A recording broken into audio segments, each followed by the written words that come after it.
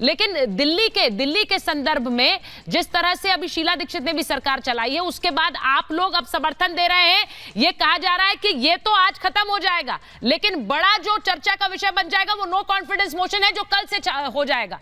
यही बात आपके लिए कही जा रही है कि कांग्रेस ने तो एक तरह से हाईजैक कर लिया, सपोर्ट तो दे दिया, लेकिन चर्चा होगी नो कॉन्फिडेंस मोशन की, दिल्ली सर्विसेज बिल की नहीं। नहीं, दिल्ली सर्विसेज बिल पे तो आज चर्चा हो रही है। और ये जो नो कॉन्फिडेंस मोशन लाया गया था, ये उससे पहले लाया गया था। और विडंबना ये है कि जब भी नो कॉन्फिडेंस मोशन किसी सरकार के खिलाफ लाया जाता है तो उसको प्राथमिकता पे उस पर चर्चा की जाती है, लेकिन बीजेपी की सरकार द्वारा, माननीय स्पीकर महोदय द्वारा जानबूझ करके उसको जो है 10 दिन के लिए डिले किया गया। और जो गैर जरूरी बिल थे, जिनके लिए बाद में भी जिन पे चर्चा की जा सकती थी, जिनके पीछे अभी काम नहीं रुक सकता था, जो प्राथमिकता इतनी नहीं थी, जो प्रायोरिटी पे जिस पर चर्चा होनी चाहिए थी, उसको 10 दिन के लिए डिले कर दिया है। आज मणिपुर पर पूरा कांग्रेस सहित पूरा इंडिया के लोग चाहते हैं कि उस पर चर्चा हो। उस पर ना तो राज्यसभा में चर्चा करने दी, ना लोकसभा में करनी चर्चा दी।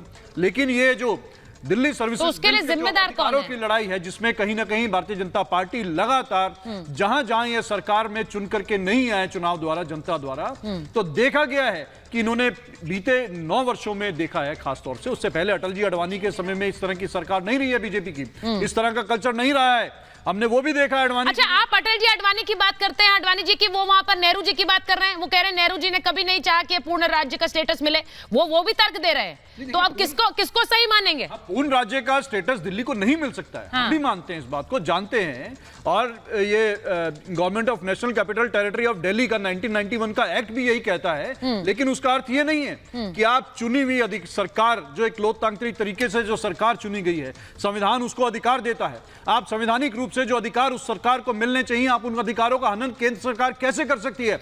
आप उनके अधिकारों में हस्तक्षेप किस तरह से कर सकते हैं? यही दर्शाता है।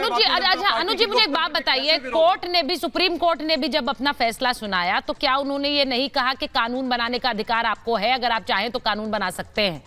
ये बोला कि नहीं बोला सुप्रीम कोर्ट ने? कानून बनाने को सुप्रीम कोर्ट ने बोला। हाँ। लेकिन इस तरह से तो वही वो कर रहे हैं, नहीं बोला कि आप वही कर रहे हैं, चुनी हुई सरकार के अधिकारों का हनन कर देंगे। हाँ, ये वही सरकार है। नहीं तो कानून बनाने के लिए किस संदर्भ में कहा? फिर जब सुप्रीम कोर्ट ने कहा कि आप इसे लेकर कानून बना सकते हैं, तो यही तो बात बोली। अगर कानून बनाएगा तो संसद बनाएगी, उसी संसद की प्रक्रिया पर आगे बढ़ रहे हैं कि नहीं बढ़ रहे हैं? हाँ, देखिए, जिस तरह से ये बिल आया है, अगर इस बिल को आप थोड़ा डिटेल में अगर रीना जी को स्क्रीन पर रखेंगे तो देखेंगे कि आखिर दिल्ली में चुनी हुई, आज ये सवाल किसी पार्टी विशेष का नहीं है, हम किसी पार्टी के समर्थन के लिए नहीं खड़े हुए हैं। आज ये संविधान के चक्कर के हिसाब से जो लोकतांत्रिक तरीके से चुनी हुई सरकार है, सरकारें आती जाती रहती हैं। आज इनकी सरकार है, उससे पहले 15 साल हमारी सरकार रही थी, 2025 में फिर चुनाव है, फिर किसी और की सरकार आएगी। जनता के अधिकारों का हनन नहीं होना चाहिए। जनता अपने विधायक चुन करके भेजते हैं, मंत्री बनाते हैं, मुख्यमंत्री बनाते हैं। हाँ। तो किसी अपेक्षा से बनाते हैं। आप उस मुख्यमंत्री, उस मंत्रिमंडल और उस सरकार के पास अगर कोई अधिकार नहीं रहेंगे तो उस चुनी हुई सरकार का क्या अर्थ रह जाएगा? ये बताइए,